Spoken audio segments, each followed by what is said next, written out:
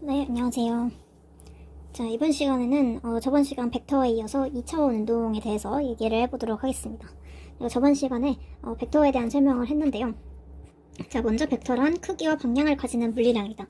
그래서 이렇게 화살표로 크기와 방향을 표시한다고 했고, 벡터 합과 그리고 차, 벡터 합에서는 교환법칙, 결합법칙이 성립한다고 얘기를 했었고요.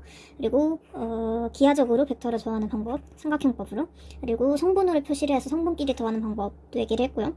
그리고 벡터 곱이 중요한 거였는데, 벡터 곱에서는 두 가지가 있는데요. 스칼라 곱이랑 벡터 곱. 그래서 벡터랑 벡터를 곱했을 때 스칼라가 나오는 닷 프로덕트, 그리고 벡터랑 벡터를 곱했을 때 벡터가 나오는 크로스 프로덕트, 이렇게 두 가지가 있었습니다. 벡터 곱에서는 교환법칙이 성립이 안 되죠. 스칼라 곱에서는 교환법칙이 성립이 되는데, 벡터 곱에서는 교환법칙이 성립이 안 되죠. 방향이 반대니까. 스칼라 곱 같은 경우에는 이제 내적으로 한 벡터를 다른 벡터에 정사형을 시켜서 코사인 곱한 값, 그 벡터의 크기에 코사인 곱한 값과 다른 벡터의 크기 곱해서 이렇게 스칼라가 나왔고요. 이거 성분으로 표시를 하려면은 같은 성분끼리 x성분 x성분끼리 y성분 y성분끼리 곱해서 더한 값이 내적이 되었고요. 외적 같은 경우에는 좀 더 복잡했는데 두 벡터와 둘 다 수직인 방향으로 생겼고, 그 방향은 이제 오른손 법칙을 이용해서 찾을 수 있다고 했죠. 그리고 크기 같은 경우에는 두 벡터가 이루는 평행사변형의 면적에 해당하는 두 벡터 곱하기 높이, 이제 한 벡터의 사인 값을 취한 값을 곱한 크기가 됐고요. 성분 벡터를 이용했을 때는 이 신발끈 방법을 이용해서 구할 수가 있다고 했습니다. 자, 우리 이제 벡터를 배웠으니까 이제 크기와 방향이 있는 물리량을 다룰 수가 있게 되었고요. 그래서 1차원에서 2차원 운동으로 넘어갈 겁니다. 자, 2차원 운동에서 첫 번째, 2차원 운동은 크게 포물선 운동, 그리고 이제 등속 원운동, 이 두 개를 다뤄볼 건데요.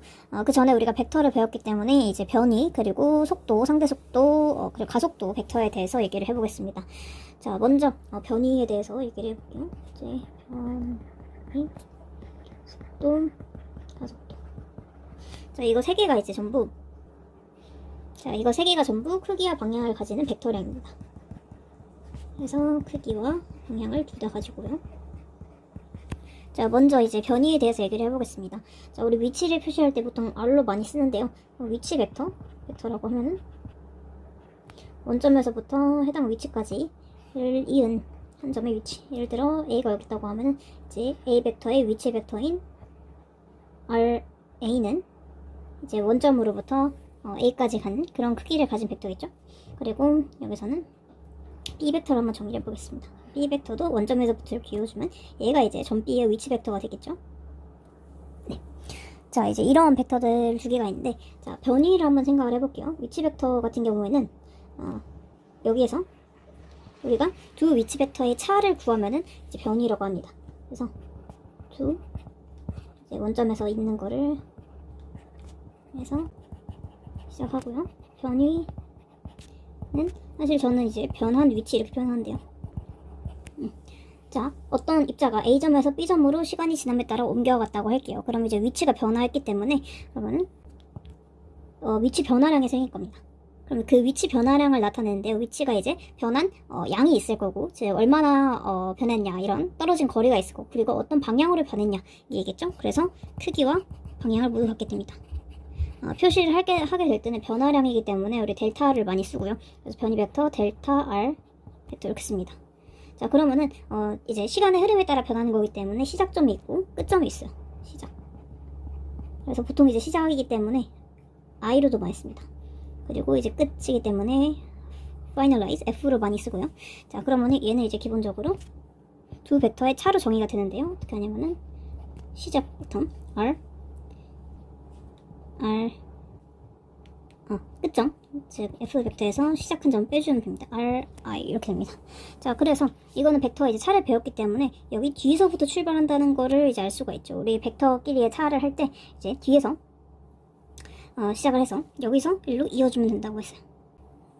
그래서 얘가 이제 변한 위치 벡터, 즉 델타 R, 변이 벡터가 되겠죠. 그래서 반드시 이제 시작점이 뒤에 오고 끝점이 앞에 옵니다. 그렇죠? 자, 여기 이제 변이 벡터라고 할 수가 있겠고요. 정리가 이렇기 때문에 이렇게 써줄게요.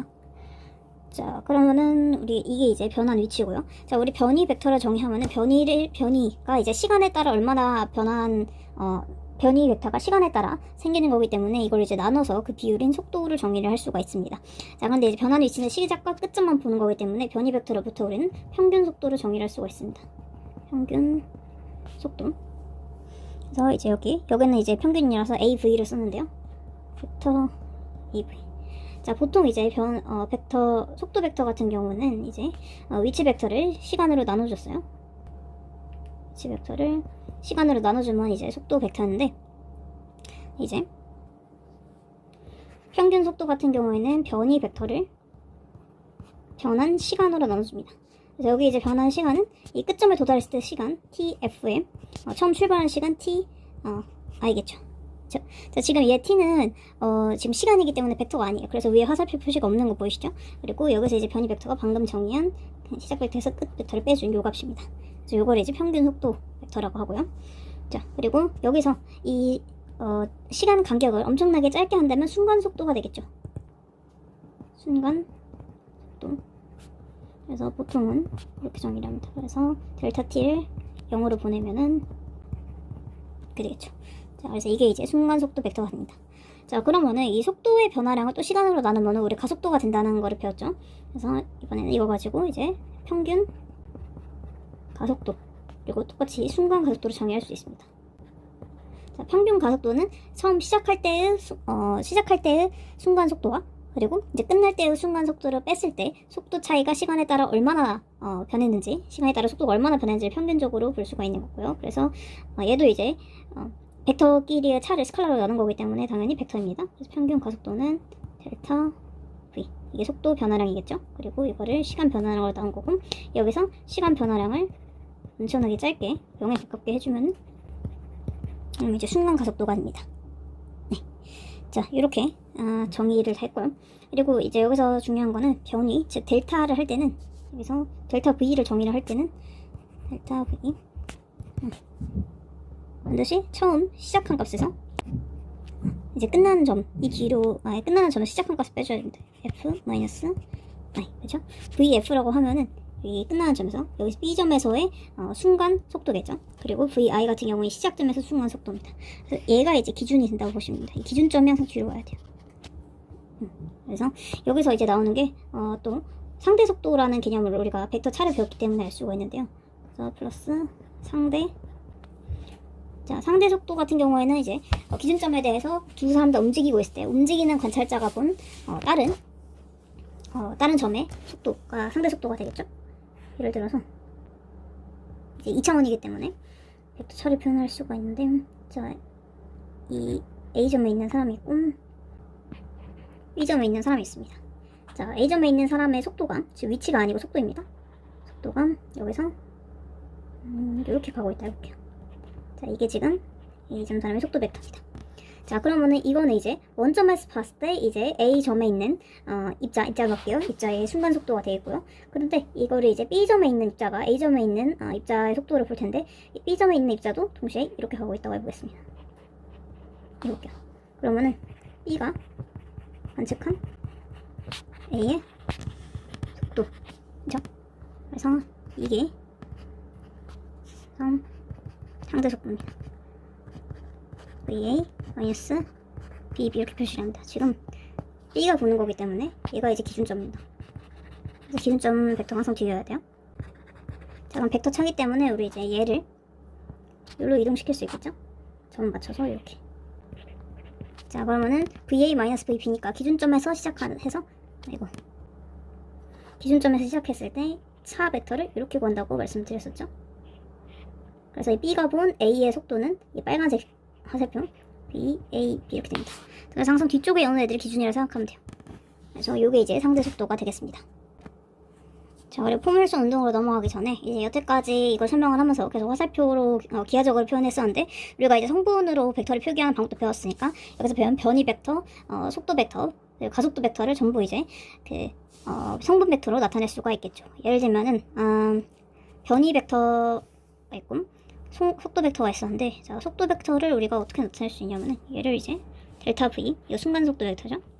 이거를 이제 X축의 평행한 성분, Y축의 평행한 성분, Z축의 평행한 성분으로 분해를 할 수가 있습니다. 그래서 얘를 X, Y, Z보다는 물리에서는 더 일반적인 표현으로 I, J, K를 그 기본 단위 벡터를 많이 쓴다고 했었죠. 이렇게 세 개로 분리할 수가 있습니다. J, K. 그리고 이렇게 성분 벡터로 분리하고 이 성분 벡터를 또 단위 벡터로 분리를 해서 이거 I 방향 성분의 크기와 그리고 I 방향 단위 벡터, 그리고 J 방향 성분의 크기와 J 방향 단위 벡터, K 방향 성분의 크기와 K 방향 단위 벡터 이렇게 쓸 수가 있겠죠. 자, 그러면은 예를 들어서 곡선 경로를 한번 봐볼게요. 예를 들어 이거는 지금 평균 속도는 이렇게 되는데 실제로 이동 경로가 이렇게 생기지 않을 수도 있죠. A에서 B로 이동했을 때 직선거리로 가면은 평균 속도랑 순간 속도가 이렇게 일정하게 갈 수도 있겠지만은 곡선으로 가는 경우로 생각을 해볼게요. 예를 들면은 여기서 A부터 B까지 이동 경로가 이렇게 됩니다. 곡선으로. 그럼 평균 속도는 이게 맞겠지만 순간 속도는 다를 수가 있겠죠. 그러면은 이 각 점에서의 순간 속도는 그 각 지점에서의 위치 벡터를 시간에 대해서 미분한 거기 때문에, 자, 이 점에서의 위치 벡터를 시간에 대해 미분하면은 얘의 이 곡선의 접선 방향이 됩니다. 이렇게 지금 보이시나요? 여기 이제 이거 t라고 할게요. 시간 t에서의 순간 속도 벡터인 vt가 됩니다. 자, 그럼 이 vt를 이 x 방향 성분과 y 방향 성분을 이렇게 쪼갤 수가 있는 거죠. 그래서 이렇게 나타낼 수가 있고, 자, 그러면은 이 가속도 벡터는 어떻게 될까요? 자, 가속도 벡터 같은 경우에는 속도의 차, 즉 속도의 변화량을 시간에 대해서 미분한 거기 때문에 이 점이랑 다른 점에서의 속도를 볼까요? 자, 여기서 속도 벡터가 vt였고, 이제 마지막 점 다른 점에서의 속도 벡터를 나타내 볼게요. 여기 오기 전에 이전 점에서의 속도 벡터가 이렇게 된다고 해볼게요. 그러면은 얘는 vt 프라임 이렇게 보겠습니다. 자, 그러면은 조금 더 확대해서 볼게요. 자, 이렇게 보겠습니다. 자, 속도 벡터 같은 경우에는 이 경로의 접선 방향으로 위치를 하고요. 자, 그러면은 이제 t'에서 t로 시간 이동을 했죠. 그러면 델타 t는 t-t 프라임이 될 겁니다. 얘가 시작, 끝이니까 시작점 양성 지우는 겁니다. 그래서 이제 시작보다는 이제 나중, 처음 이렇게 볼게요. 그러면 항상 이 델타를 계산할 때, 변화량 계산할 때 나중에서 처음 뺀 거 이렇게 생각해주면 편합니다. 자, 그럼 이제 델타 V를 구하기 위해서는 속도 변화량을 알아야 되니까 이 두 벡터를 빼야겠죠? 두 벡터를 뺄 때는 이렇게 평행 이동해서 출발점을 이렇게 맞춰줍니다. 이게 델타 VT겠죠? 그쵸? 그러면은 두 벡터의 차를 구해주면은 항상 이 델타 V가 나중에서 처음 빼는 거니까 처음 VT 프라임에서 처음 VT 프라임 뒤로 오는 겁니다. 그럼 여기서 항상 출발을 해서 이렇게 되는 거겠죠. 그렇죠? 그러면 이게 델타 V가 되는 거예요. 속도 변화량 벡터가 되겠네요. 그럼 이 속도 변화량 벡터를 시간에 대해서 이 델타 t로 미분하면은 이 가속도 벡터 A가 나오겠죠. 이거는 델타 V를 델타 t로 나눠주면 되겠죠. 자, 그러면 이 가속도 벡터는 방향이 이 안쪽인 거 보이시죠? 두 벡터의 차와 방향이 같기 때문에 이 안쪽으로 갑니다. 그러면 이게 이제 나중에 뒤에 단원에서 배우겠지만 이 A 벡터의 방향이 힘이 방향이 됩니다. 속도가 변화하는 원인이 힘이기 때문에 이 속도 변화 벡터, 이 델타 V 벡터의 방향이 힘의 방향이 되는 것이죠. 그래서 이 델타 V 벡터랑 델타 A 벡터도 이제 그 성분으로 나타낼 수가 있겠죠. 그래서 델타 A 벡터도 똑같이 이 성분으로 분해를 할 수가 있습니다. 그래서 I 방향 성분, 그리고 그리고 J 방향 성분, J 햇, 그리고 K 방향 성분, K 햇 이렇게 표기를 할 수가 있겠죠. 자, 그러면은 이제 2차원 운동 중에서 포물선 운동으로 넘어가 보도록 하겠습니다. 자, 포물선 운동에서는 이제 우리가 고등학교 물리에서 1차원 운동만을 배웠을 때 나온 자유낙하 운동이 있었는데요. 자, 자유낙하 운동은 이제 중력 방향으로 이제 중력만 받으면서 이렇게 떨어지는 운동이었죠. 근데 이제 자유낙하 운동은 이제 1차원 현상이었고, 거기에 이제 수직한 방향의 수평 속도가 더해진 운동입니다. 수평 방향. 보통은 이제 등속 운동 이렇게 얘기를 합니다. 그럼 이제 자유낙하 운동은 등가속도 직선 운동이에요. 그리고 수평 방향 등속 운동은 등속 직선 운동입니다. 직선 운동. 자, 그 말은 등가속도라는 말에 힘이 작용하고 있단 말이고, 중력이 작용하고 있단 말이고요. 등속 운동이란 말은 이제 힘이 안 작용하고 있단 말이니까 알짜임이 0이란 소리예요. 근데 이제 이게 2차원이 되는 이유는 이 직선 운동과 이 직선 운동의 방향이 서로 수직입니다. 자, 그래서 이제 포물선 운동 예시로 대표적으로 어떤 경우가 있을 수 있냐면요. 지금 여기 공중에서 뭔가 이렇게 수평 방향으로 이렇게 미는 경우, 혹은 뭐 절벽에서 밀 수도 있겠죠. 네. 자, 이 경우는 지금 수직 방향으로는 항상 마이너스 방향, y축에 대해 마이너스 방향으로 중력과 속도가 작용을 하고 있고요. 그러면은 이제 여기서 중요한 거는 수평 방향과 수직 방향 운동을 이제 완전히 분리해서 생각을 하셔야 돼요. 이 수평 방향으로는 작용하는 힘이 0이에요. 그래서 수평 방향으로는 등속 직선 운동을 합니다. 이렇게. 근데 이 수직 방향으로는 처음 속도가 0이었는데 점점 마이너스 g라는 가속도를 받기 때문에 여기로 점점 속도가 늘어나게 돼요. 그래서 여기서 더 속도가 이렇게 커지게 되는 거죠. 그러면은 이제 지금 속도는 이렇게 되는데 수평 방향으로는 일정하게 가는 등속 직선 운동이지만 수직 방향으로는 자연낙하를 하고 있기 때문에 이런 식으로 포물선을 그리면서 떨어지게 됩니다. 그래서 여기서 이제 합한 이 수직 방향, 수평 방향을 합한 속도가 여기서는 이렇게 됐다가 여기서는 요 두 개를 합한 요 속도가 이제 여기 속도가 됐다가 여기서는 조금 더 이렇게 그리고 마지막에서는 이렇게 되겠죠. 그래서 이 속도가 계속 이 접선 방향, 궤도의 접선 방향으로 간다는 거 아까 얘기를 말씀드렸고요. 이거보다 조금 더 일반적인 경우는 이제 바닥에서 쏘는 경우입니다. 바닥에서 이 지면과 각도 세타를 가지고 쏘는 경우를 제일 일반적인 경우를 볼 텐데요. 자, 그러면은 여기서 이제 쏠 때 초기 속도를 v0라고 하겠습니다. 우리 아까 이제 벡터를 성분으로 나누는 걸 봤기 때문에 이거를 이제 v0를 x방향 성분 v0x랑 y방향 성분 v0y로 이제 분리를 할 수가 있겠죠. 다 벡터입니다. 자, 아까 이제 말씀드렸듯이 중요한 거는 수직 방향과 수평 방향을 따로 보는 겁니다. 그래서 수평 방향, x축 방향 그리고 y축 방향 따로 볼 수가 있겠는데요. 자, x축 방향으로 가는 거리 rx라고 해볼게요. 자, rx 같은 경우에는 초기 속도가 v0x고요. 자, 여기에다가 이제 등속 직선 운동이기 때문에 가속도가 없고 그냥 시간에 따라서 그냥 쭉 이 속도로 갑니다. 그리고 y축 방향 성분 같은 경우에는 y죠. 이게 위치 벡터인데요. y축 방향 위치. 근데 이제 얘는 등가속도 직선 운동을 하기 때문에 초기 속도 v0 y죠.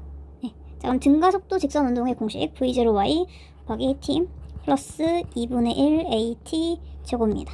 자, 여기서 근데 a가 이제 우리 가속도도 벡터로 치기 때문에 x방향 가속도, y방향 가속도 둘 다 있을 수 있는데 x방향 가속도가 지금 없고 얘가 이제 y방향으로만 중력 가속도가 y방향으로만 적용하기 때문에 얘를 이제 마이너스 g 이렇게 볼 수가 있겠죠. y방향에 평행하니까 이렇게 볼 수가 있습니다. 그래서 x축 방향과 y축 방향의 변이 벡터를 우리가 이렇게 정리를 할 수가 있고요. 그러면은 얘가 이제 점점 올라가면서 x축 방향으로는 항상 속도가 그대로인데 y축 방향으로 속도가 좀 줄겠죠. 그래서 이렇게 했다가 x축 방향으로는 그대로인데 y축 방향으로 더 줄어서 이랬다가 x축 방향으로 그대로인데 y축 방향으로 어떤 지점에서 속도가 0이 되겠죠. 그럼 요것만 같겠죠. 그럼 이때가 바로 y축 방향으로 올라갈 수 있는 최대 지점이기 때문에 여기가 이제 최고 높이가 되겠죠. h로 치겠습니다. 그리고 이제 그 다음 계속 중력 가속도를 r을 받기 때문에 x축 방향 그대로 y축 방향 아래로 그래서 그대로 y축 방향 아래로 이렇게 되고 지금 속도 벡터를 그리고 있습니다. 그리고 x축 방향 그대로 y축 방향으로 속도가 늘어나서 이렇게 그리고 마지막 x축 방향으로 y축 방향으로 더 내려오고 그래서 처음 v0랑 완전히 이제 크기는 같은데 이제 방향만 반대가 되겠죠. v0x는 그대로인데 공기저항이 없다고 생각하면은 v0y가 반대로 되겠죠. 그래서 떨어질 때의 속도가 이제 이렇게 될 겁니다.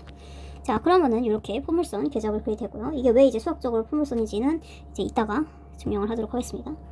포물선 궤도의 수직이 아니라 포물선 궤도의 접선 방향으로 이 위치 벡터가 형성이 되게 돼요. 이렇게. 그리고 이 고점을 기준으로 대칭이라는 걸 알 수가 있죠. 지금 보니까 그림을 좀 잘못 그린 것 같은데 잠시만요. 좌우 대칭이 맞게 다시 그릴게요. 여기 세 칸이니까 여기 똑같이 세 칸이어야 되겠죠? 여기서 떨어지겠네요. 자, 이렇게 됩니다. 자, 이렇게 될 거고요. 그러면은 결국에 이제 떨어질 때까지 시간이 얼마나 걸리느냐가 문제겠죠. 자, 그러면은 여기 지면에 다시 도달하는데 이제 걸리는 시간을 여기를 tf로 해보겠습니다. 그럼 지금 좌우 대칭인 거 보이시죠? 최대 높이에 도달하는 시간이 tf분의 절반일 거예요. 자, 그러면은 이제 최대 높이에 도달하는 시간에서 y축 방향의 속도가 0이기 때문에 그 점에 착안해서 tf를 한번 구해볼게요. 그러면 y축 방향 속도가 v0y였는데요. v0y는 이제 v0의 y 성분이기 때문에 v0y sin 세타 이렇게 쓸 수가 있습니다. 그러면은 x 방향 성분은 v0 코사인 세타 이렇게 쓸 수가 있겠죠. 그리고 v0y가 0이 되는 시점이기 때문에 v0 사인 세타 초기 속도에서 마이너스 gt인데, 자 지금 이 t가 여기서 0이 되기 때문에 t 자리에 2분의 tf를 대입하겠습니다. 얘가 이제 0이 돼야 되죠. 그럼 우리가 tf를 구할 수가 있죠. tf는 2v0 사인 세타를 g로 나눈 값이 되겠네요. 그러면은 이제 tf를 구했으니까 이 조절할 때까지 x방향으로 간 거리를 알 수가 있겠죠. 얘를 이제 x방향으로 간 거리 이거죠? 그럼 이거를 이제 tf까지 간 거리니까 이제 rf로 보겠습니다. rf로 보면 좀 라지 r로 보겠습니다. 라지 r. 자, 그럼 이거로부터 이제 라지 r을 구할 수가 있죠. 라지 r은 속도가 계속 일정한 x축 방향 속도 일정한 거에선 tf만 구했는데 우리 방금 tf 구했기 때문에 대입을 해주면요, 얘는 여기에 대입하고 얘를 여기에 대입해주면 되겠죠. 자, 그러면은 2v 제곱 제곱 코사인 세타 사인 세타 g 이렇게 나옵니다. 자, 근데 이제 백악 공식에 의해서 이 코사인 세타 사인 세타를 사인 2세타로 쓸 수가 있거든요. 사인 2세타 v 제곱 g. 자, 이렇게 이 다시 지면에 도달하기까지 수평 방향으로 도달하는 거리를 구할 수가 있고요. 자, 그러면은 이번에는 수직 방향으로 간 거리 h를 한번 구해볼게요. 자, h는 이제 y 방향 진행 거리만 구하면 되는데, 이제 y축 방향으로 진행한 거리 등가속도 직선 운동이기 때문에 이걸로 이제 이 식으로 우리 구할 수가 있겠죠. 자, 가져왔으면은, 자, 이거는 최대 높이니까 h로 쓸게요. h는 v0y인데 우리 v0y가 v0 사인 세타라는 거 알고 있고, 그리고 이제 t는 이 절반까지니까 2분의 tf가 되겠죠. 그리고 마이너스 2분의 1 g tf 2분의 tf 제곱 이렇게 되겠죠.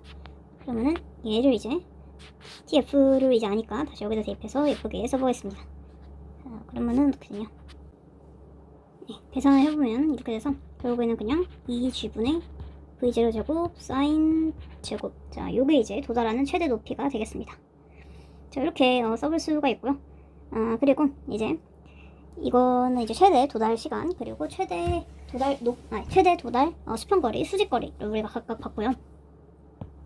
그러면은 이제 특정 점에서의 좀 더 일반적인 경우를 한번 볼게요. 예를 들어서, 자, 내가 이 지점에서 시간 t라고 할게요. t일 때 얘의 속도 v t 벡터가 궁금할 수가 있고요. 얘의 거리 r t, 거리가 아니라 위치죠. 위치 벡터, 이거 궁금할 수가 있습니다.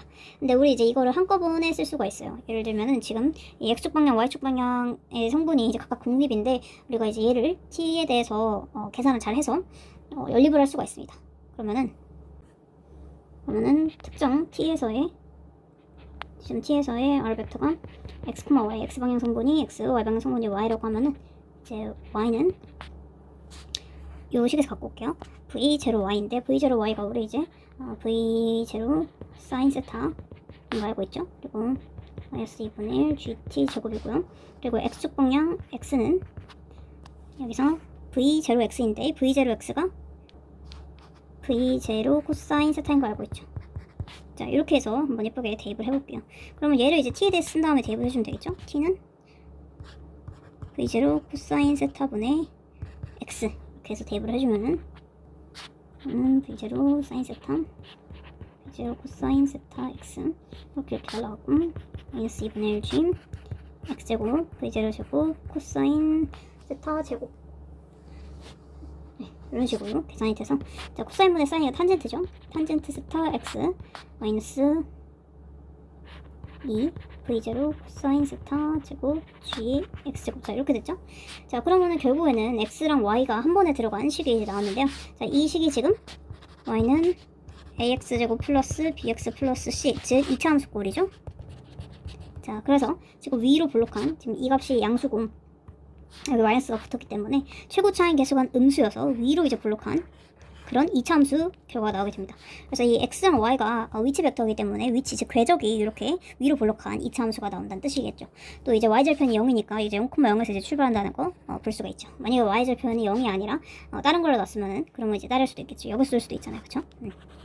그래서 이렇게 포물선 운동에 대해서 얘기를 해봤고요. 자, 여기서 세타 같은 경우도 이제 vx, vy로 정의를 해줄 수가 있을 것 같아요. 세타가 이제 여기서 봤듯이 탄젠트 세타가 v0 x분의 v0y 이렇게 정리를 해줄 수 있고요. 그리고 요즘에서 vt 벡터 같은 경우에는 vt 벡터 같은 경우에는 v0 코사인 스타 벡터 제곱 플러스 이게 이제 vx가 되겠죠? t에서의 x 벡터니까 vtx라고 해요. 그리고 vty 벡터죠. 자, vty 벡터는 아까 이제 위에서 구한 값을 대입을 하면 되겠죠. v0 사인 스타 마이너스 bt제곱. 자, 이런 식으로 한꺼번에 쓸 수가 있겠죠. 자, 이렇게 xy 방향을 독립적으로 생각해서 포물선 운동을 얘기를 하는 방법을 배워봤고요. 사실 여기서 이제 제일 자주 쓰는 공식은 여기서 최대 옆으로 간 이 공식, 최대 도달거리 수평 방향, 이 공식이라고 볼 수가 있겠습니다. 자, 그리고 이제 여기에서는 항상 진공을 전제로 했다는 거 알아두시면 좋을 것 같고요.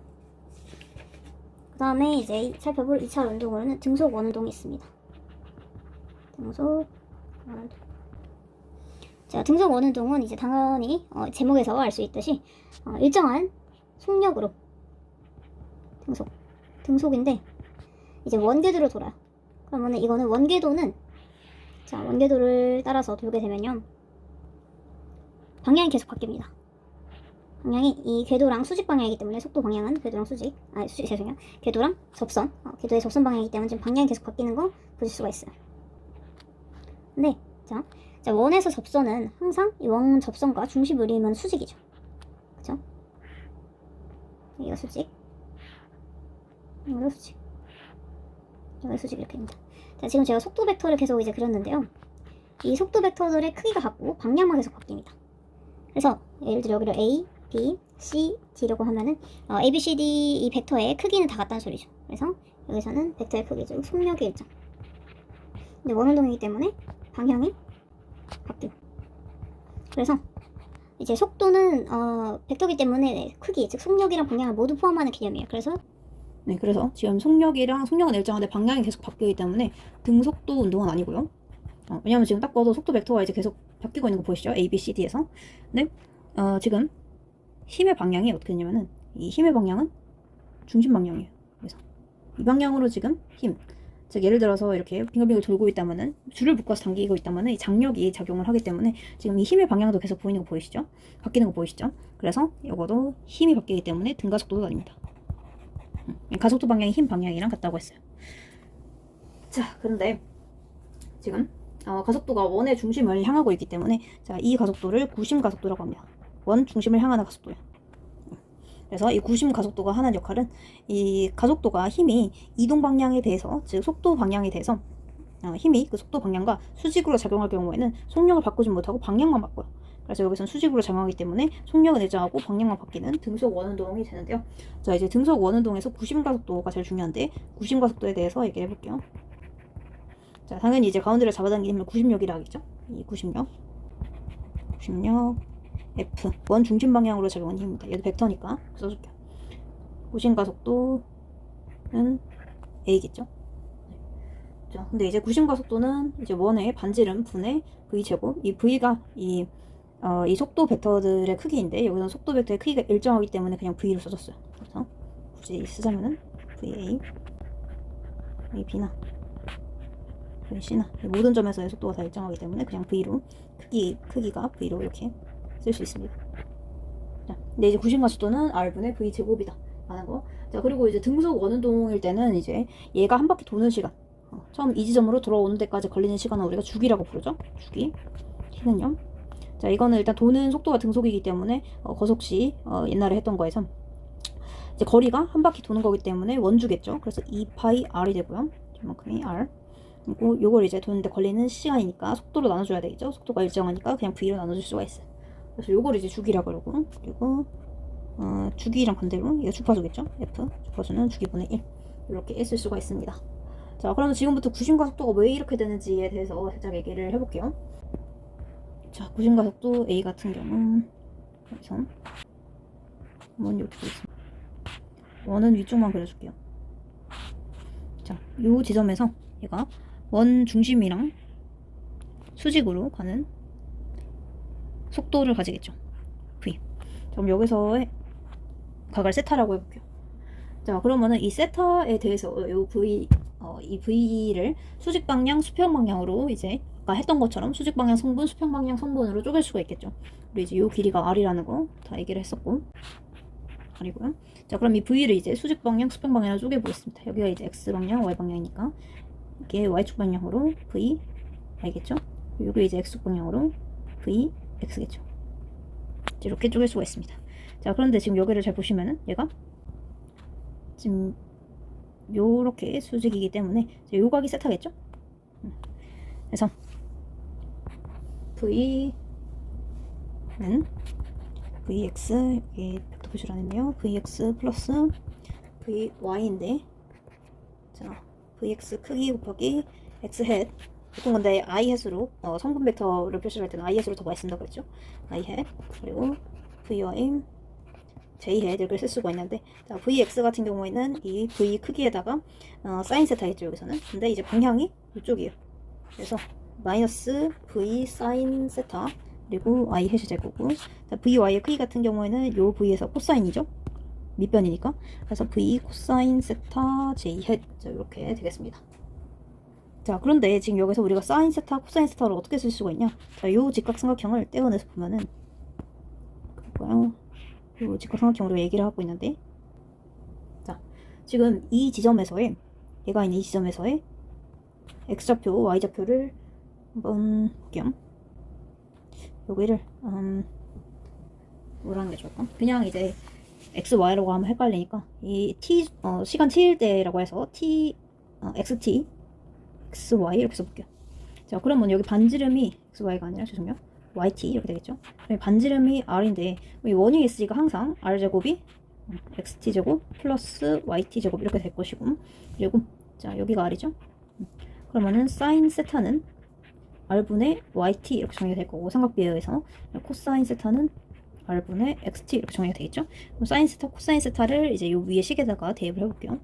그러면은 마이너스 v ytr I 헷 그리고 v xtr j 헷. 자, 이렇게 되겠죠.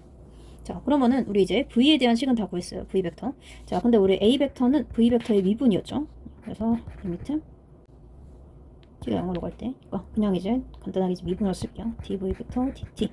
자, 요거기 때문에 이제 얘네를 시간에 대해서 미분하겠습니다. 자, 여기 v랑 r은 지금 상수예요. 그렇기 때문에 그냥 아무 영향도 안 미쳐요. 앞에 나오고. 그럼 얘를 시간에 대해 미분하면은 dyt dt i 플러스, 자, r이랑 v는 그냥 앞으로 나옵니다. dxt dt. 이제 이렇게 되죠.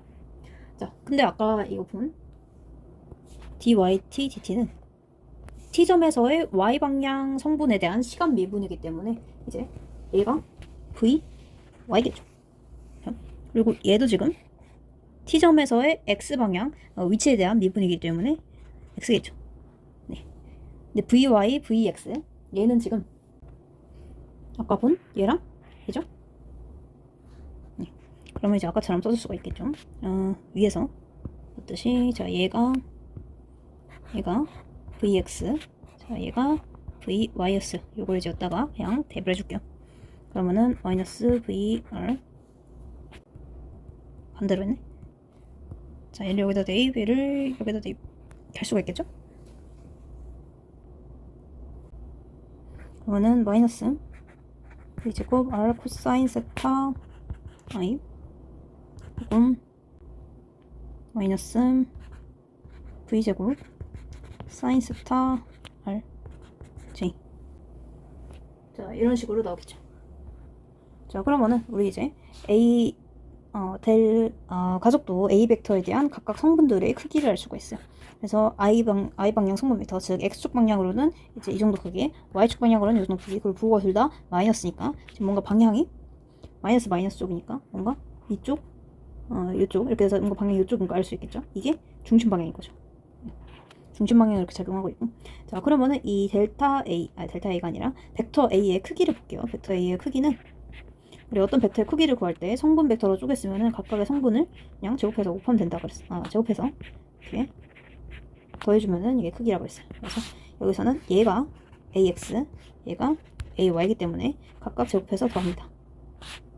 그러면은 마이너스 v제곱 r 코사인 세타 제곱 마이너스 v제곱 사인 세타 r 코사인 제곱이기 때문에 자 어차피 얘네들은 지금 공통이기 때문에 그리고 마이너스는 제곱하면 사라질 거고 얘는 이제 앞으로 나오고요. 마이너스 v제곱 그리고 이 루트 안에 남는 거는 코사인 제곱 세타 플러스 사인 제곱 세타인데 이제 얘네가 1로 나가는 거 아시죠?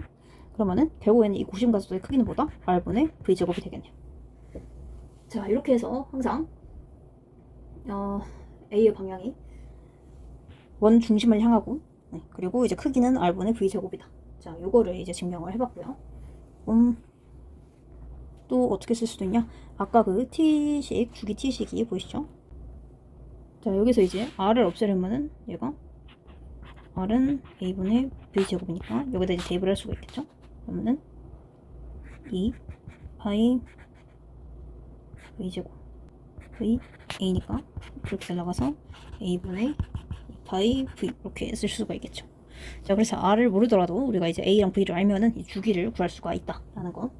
자 그래서 이렇게 1차원 2차원 운동 중에서 원운동에 대한 얘기를 해봤고요.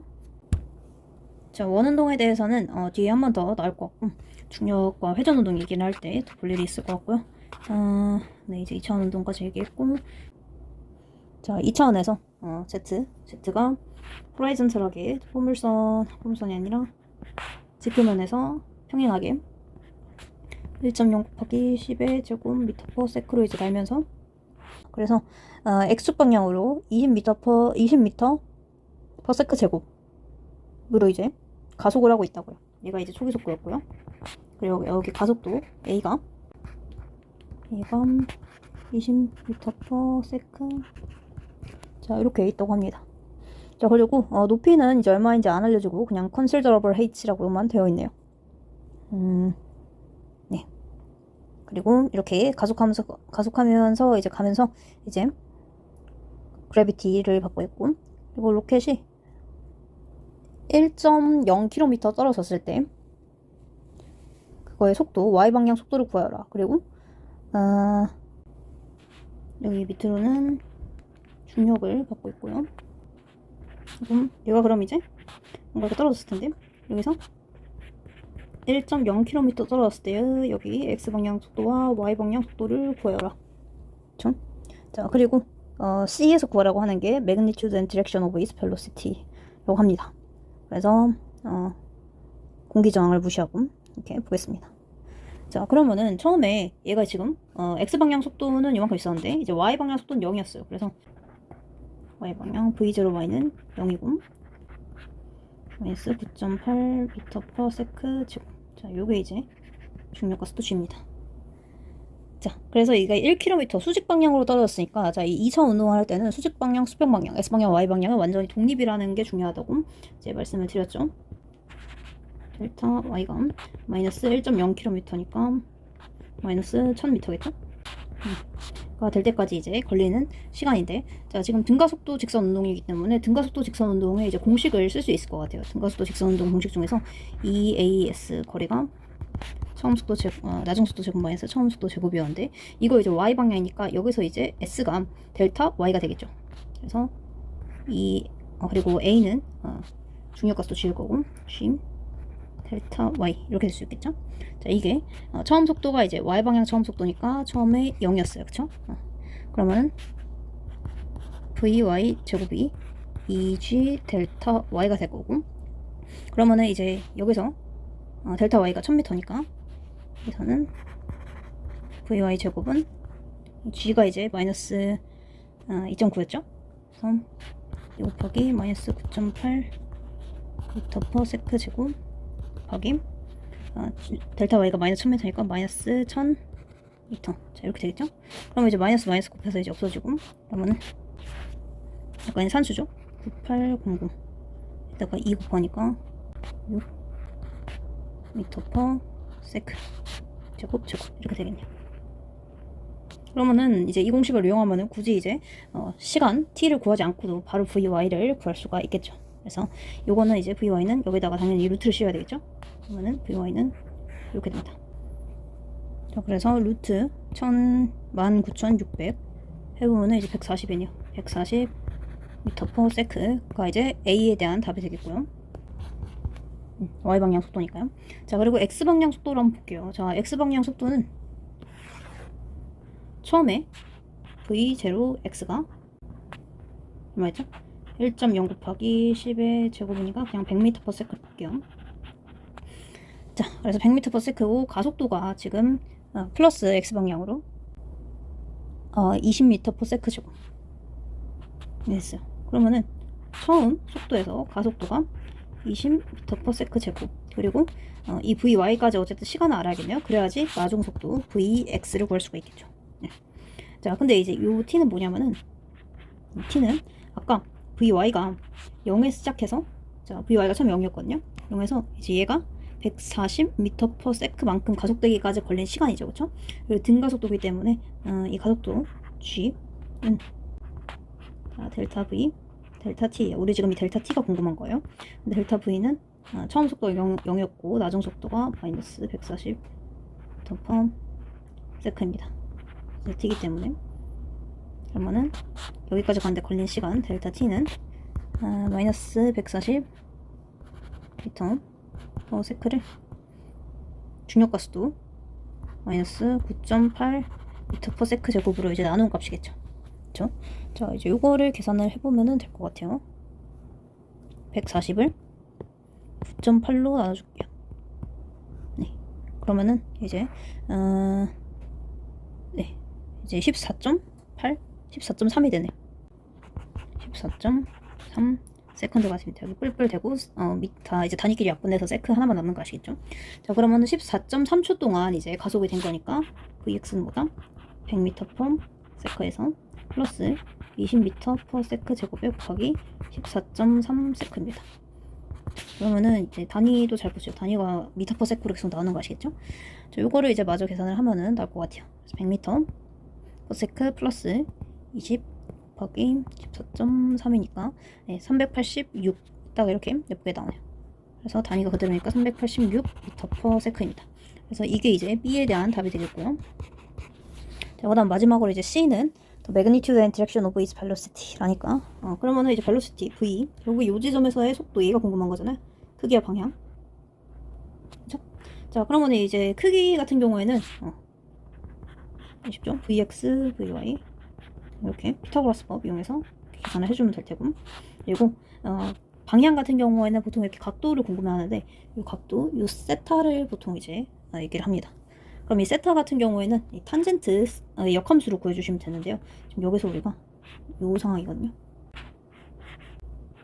Vx, Vy 아까 Vy 얼마였죠? 140m/s인데 자, 이거 마이너스 붙여줘야 돼요. 지금 방향이 마이너스이기 때문에 이 Vy는 크기고요. 그래서 지금 매그니튜드만 구하라고 했기 때문에 140 이렇게 쓰면 되는데 근데 만약에 이제 방향까지 구하라 그랬으면은 y축 기준으로 마이너스이기 때문에 마이너스 140m/s 이렇게 해줘야 돼.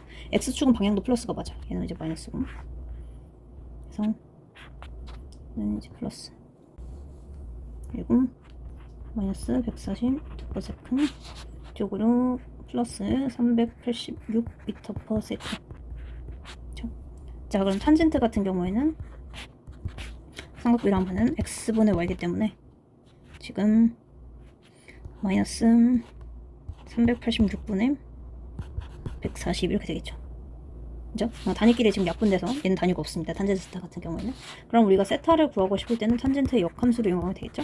탄젠트 역함수에 마이너스 386 140 이렇게 해주면 될 것 같아요. 자, 지금 여기를 보시면은 매스 모드로 가면 탄젠트 역함수가 있는데 이렇게 볼 수가 있고요. 탄젠트 역함수에서 마이너스 140 나누기 386을 해주면 되겠죠. 그러면은 요 각도는 마이너스 19.9도가 됩니다. 지금 이제 여기서 단위가 라디안 값으로 안 됐기 때문에 라디안 값으로 따지면 이렇게 되는데 각도로 따졌기 때문에 여기서는 그냥 이제 마이너스 19.9도 이렇게 이제 얘기를 할 수가 있겠죠. 자, 그래서 여기 이제 A, B, C까지 구해줬고요. 이제 C는 그래서 크기를 안 구했네. 크기는 요거 있으니까 386 제곱 플러스 140 제곱 이것도 하는 게 먼저 해볼게요. 루트 386 제곱 플러스 140 제곱이죠. 그러면은 400 반올림하면은 411이 되겠네요. 그 덕포 세크 이렇게 되겠습니다. 그래서 크기가 이제 411m/s, 그리고 각도는 마이너스 19.9도. 이게 이제 C의 답이 되겠죠. 이렇게 해서 연습 문제까지 풀어봤고요. 이제 다음 시간에는 드디어 우리 힘에 대해서, 뉴턴 3법칙에 대해서 얘기를 해보겠습니다. 네, 수고하셨습니다.